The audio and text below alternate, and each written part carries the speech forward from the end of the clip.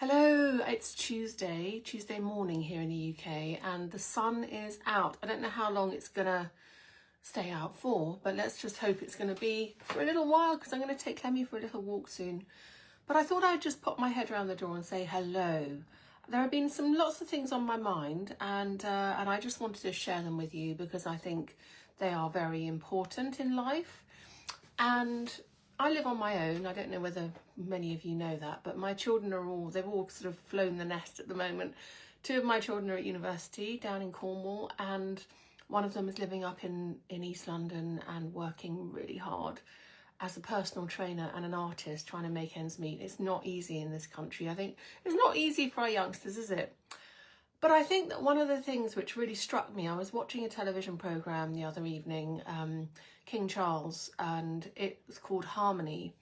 And I think it might have been on Netflix, I'm not sure. But I was thinking about the word harmony, and I think harmony is such an all-encompassing word. And it really, really is a major key to a successful life. Now, you can decide what a successful life is. That's up to you. My idea of a successful life is to be a good and kind person, to be loving to my children and my family and my friends and you guys as well.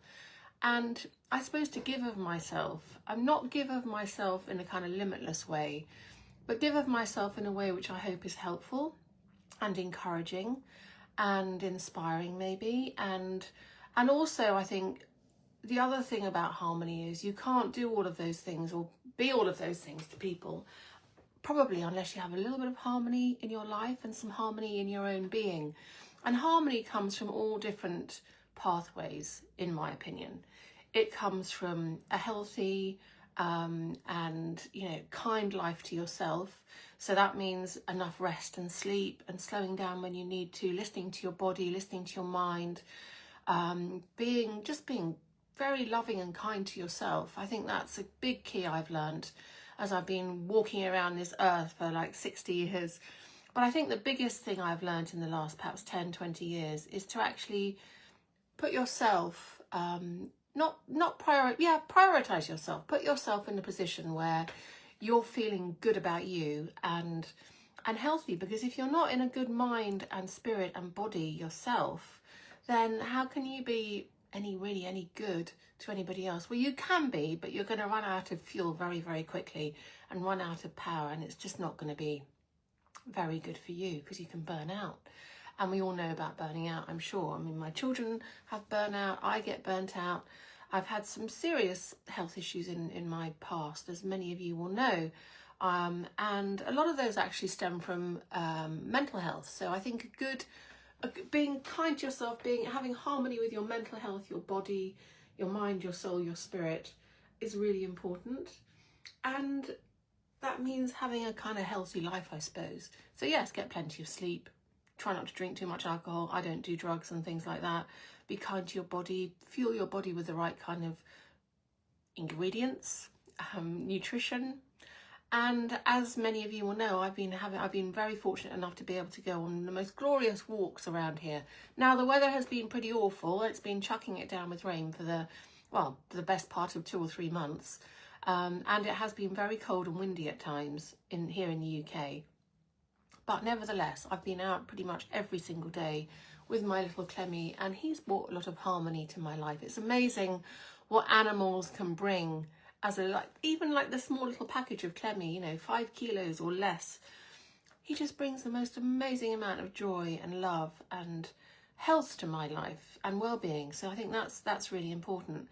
So yeah, harmony is all sorts of things. I think King Charles was talking about harmony with nature, harmony within sort of global warming and trying to avoid all of that, harmony with the planet, harmony with the earth, harmony with your community, with your neighbours, and obviously with yourself as well.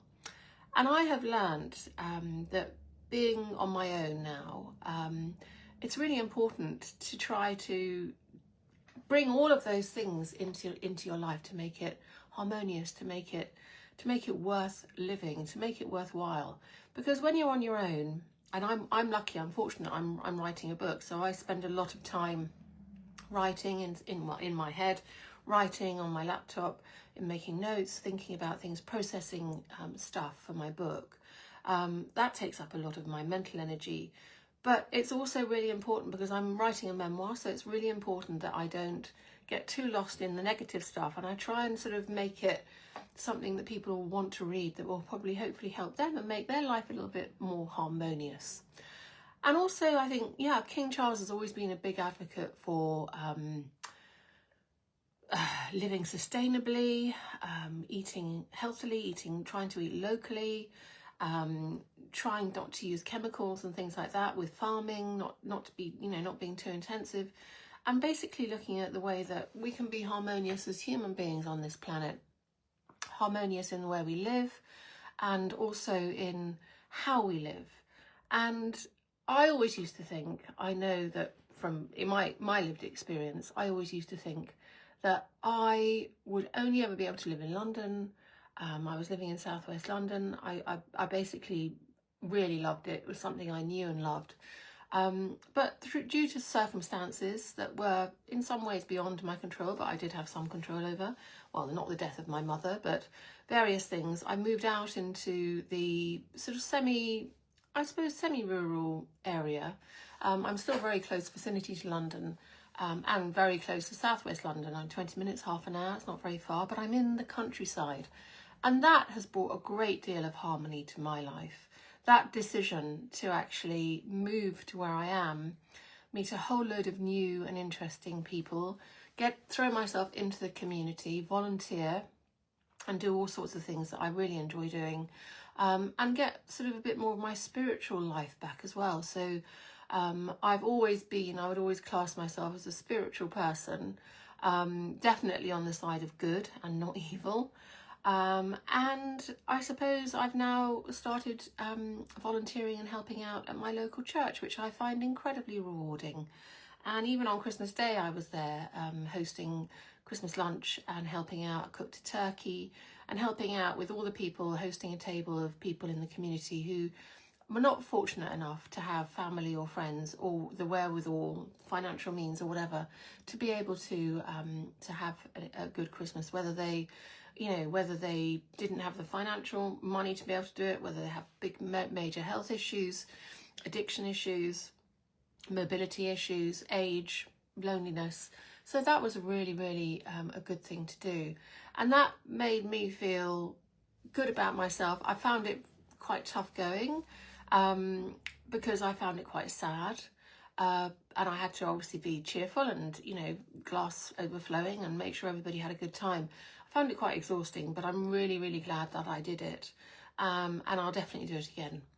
And then I also volunteer on something which is called the Bereavement Journey, which helps people who are recently bereaved or have been bereaved at some point in their lives to overcome and discuss and talk about, in a very safe space, talk about how they're feeling and try to sort of, in the 7 sessions that we do, try to work their way through their emotions. And if they want to come back and do another group, they're more than welcome to. And actually, we started another course last week, and it was really good to see that 3 of the people from other groups had come back, because bereavement and loss is something which you can't fix it overnight.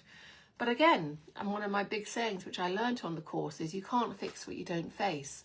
And I do feel quite strongly that tackling major issues in your life and things that have caused you a lot of heartache or upset or loss or major change, whether it could be health, whether it could be living circumstances, loss of a job, marriage, divorce, the loss of a loved one, whatever it is, I think it's really, really important, if you want to move on and make those things sort of life lesson for yourself and hopefully try to help others around you, is to face what you're going through and try to work your way through it. And if you need help, raise your hand and ask for help. I'm sure that there will be help in your community too.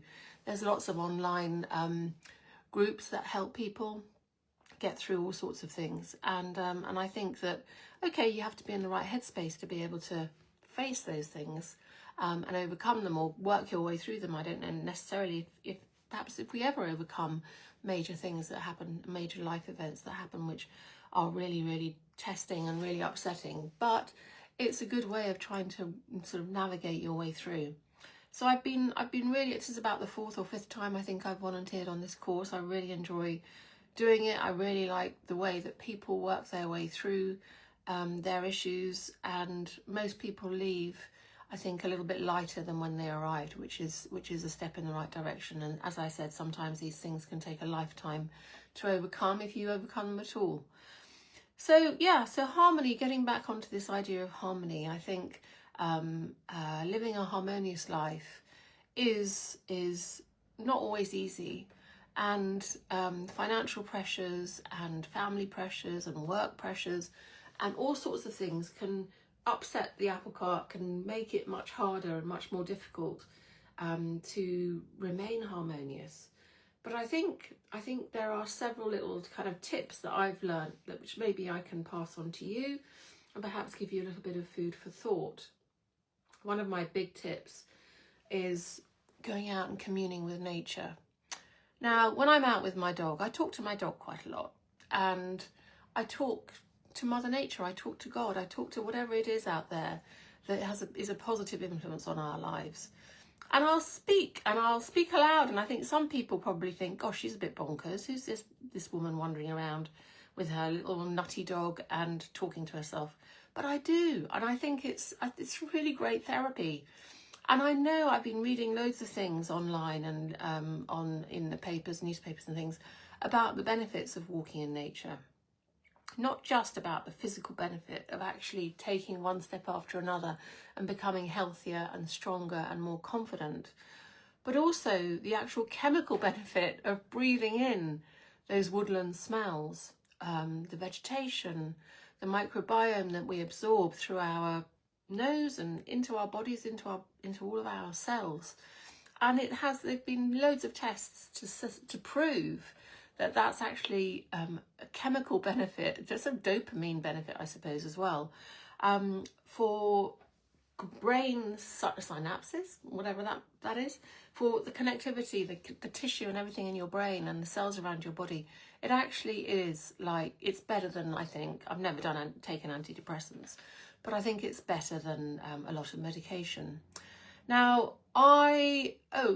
Dwyer says, good morning from upstate New York. You look wonderful. I don't have the sound on. Oh, I hope everyone else can hear the sound. Maybe turn the sound on. You can probably watch it another time because I'm going to keep it on it usually stays, I think, on my page for about a month. But yeah, so I think that there are those absolutely categorical benefits, chemical benefits of going outside into the open air, into the fresh air. Now, I used to have a boyfriend, and he used to sort of joke with me. He was a big sailor. He loved sailing, and I'm not a sailor. I'm not built for sailing. I'm not strong and wiry.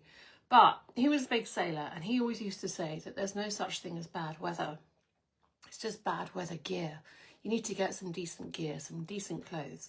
So now I have got 3 hats, one that's very warm and woolly and fleece lined, one that's waterproof, and one that stops the water and wind as well, and all the gubbins from getting on my glasses, because since I've lost a lot of weight, I have to now wear glasses for long distance, which is great because I can actually see now. So I can see what's in the woods, and I can see what's ahead of me, and I can make out what the birds are, and make out the difference between my dog and a pile of leaves. So that's quite reassuring.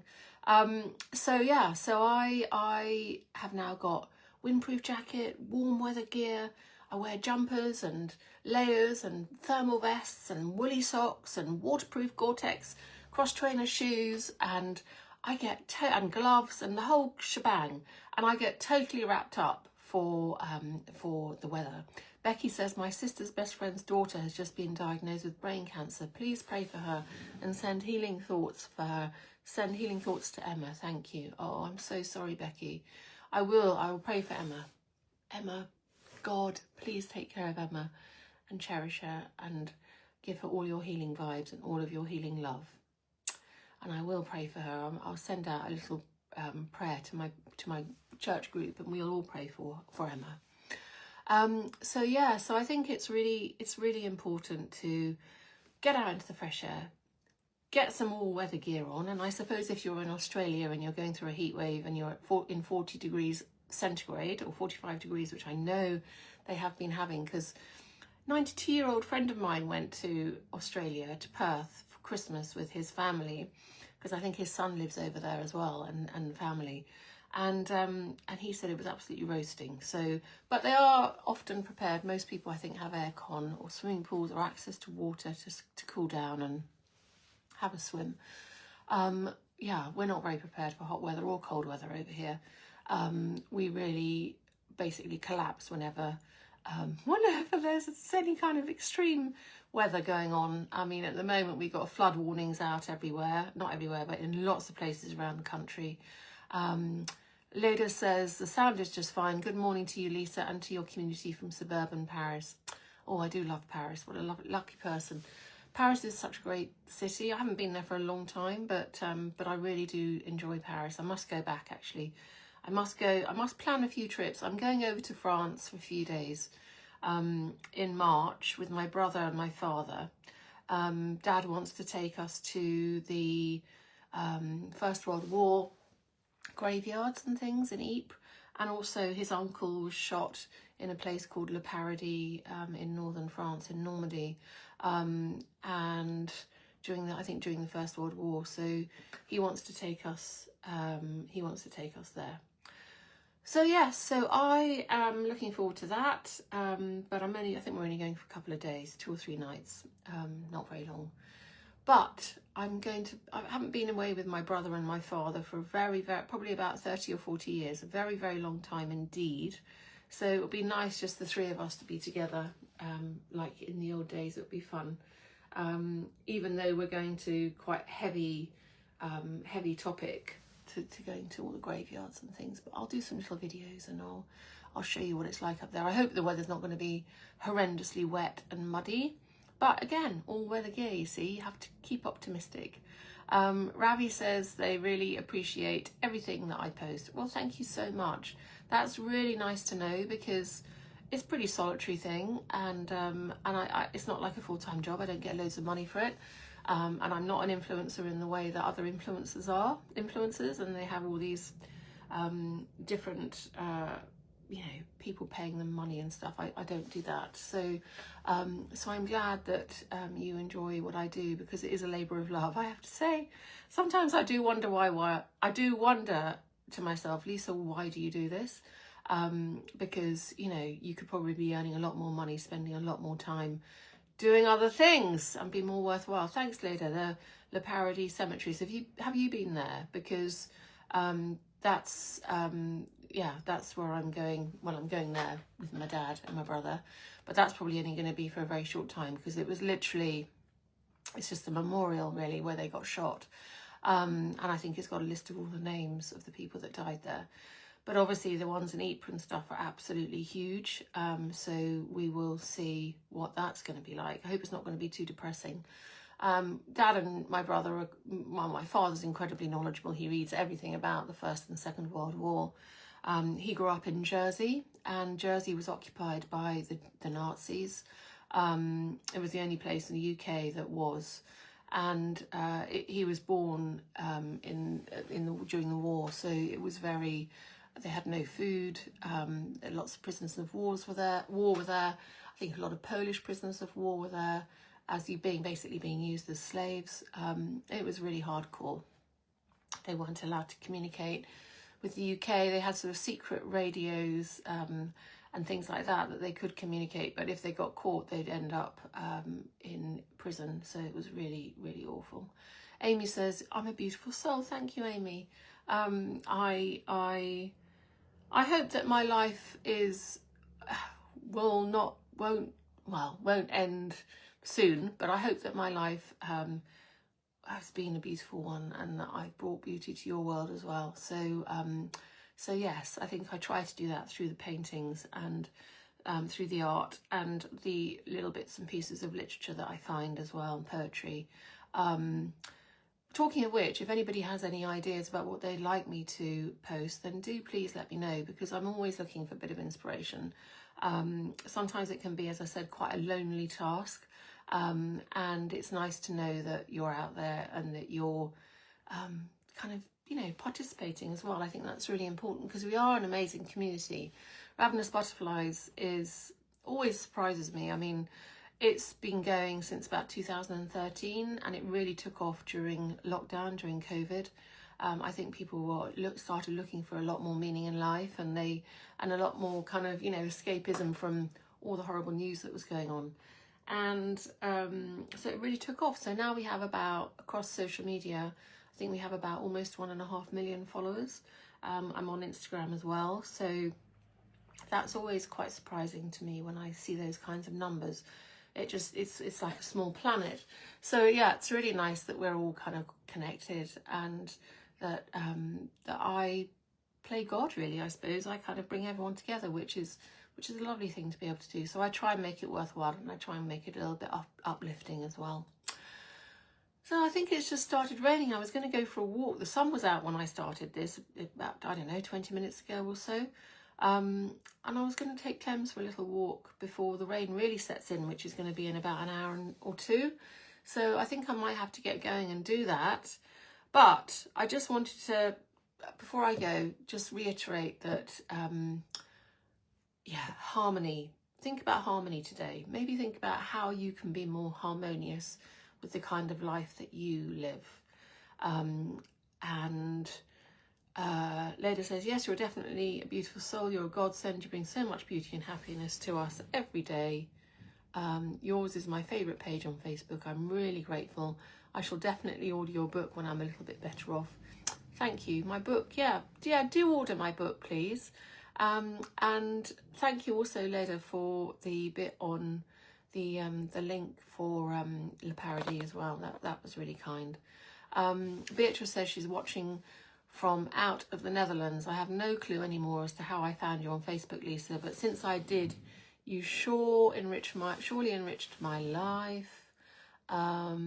You are truly inspirational. Thank you so much. Oh, thank you. That's so sweet. I haven't read The 3 Waves of Volunteers, but I'll have a look at that one later. Thank you for that. So there we go. I'm going to try to be more harmonious with my life. I'm going to try not to drink too much wine, although that's going to be difficult tonight because I'm going to be playing my quiz, which is my outing every couple of weeks. So I'm looking forward to that. And I'm going to try to get a bit more sleep. I've been doing my walking so far this year, and I'm so pleased to report to you that I'm now doing over 10,000 or 11,000 steps a day. Which is really great because it tires Clemmy out and it's really good for me and my health as well.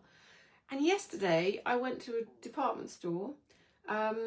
Daniel says, please post on unrequited love when you get a chance. Unrequited love. Now that's a big one, Daniel. Unrequited love. I think it's a tough one, isn't it?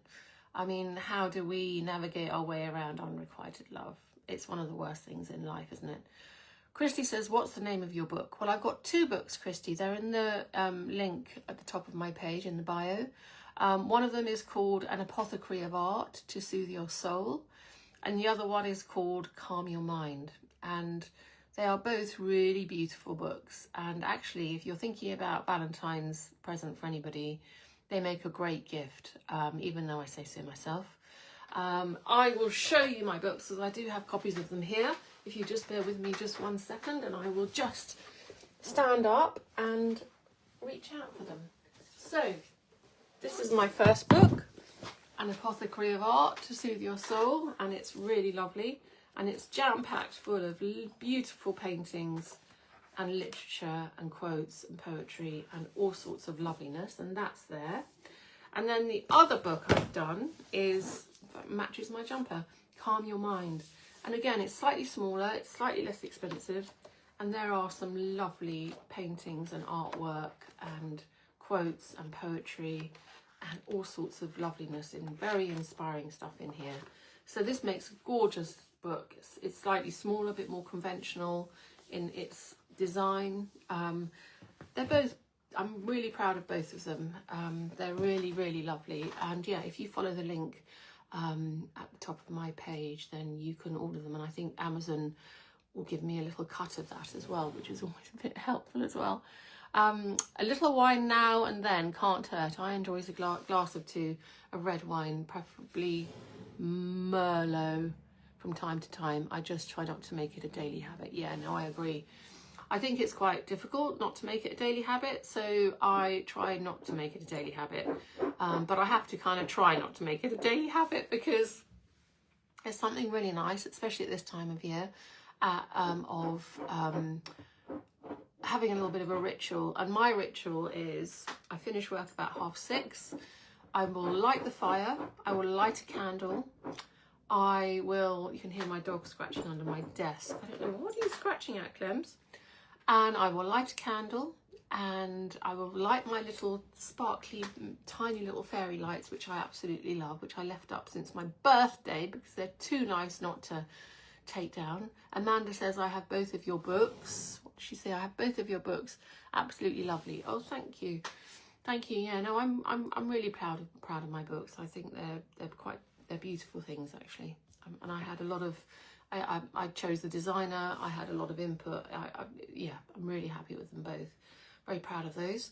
And then, so yeah, I turn on my sparkly little fairy lights. The fire's lit, the candle's lit, and I pour myself a glass of rosé or a glass of white wine. I don't drink red wine because it doesn't really agree with me. And I might have a glass, and then I'll have some water. And sometimes I have a spritzer. Sometimes I put ice in my wine, so I try and make it a bit of a long glass.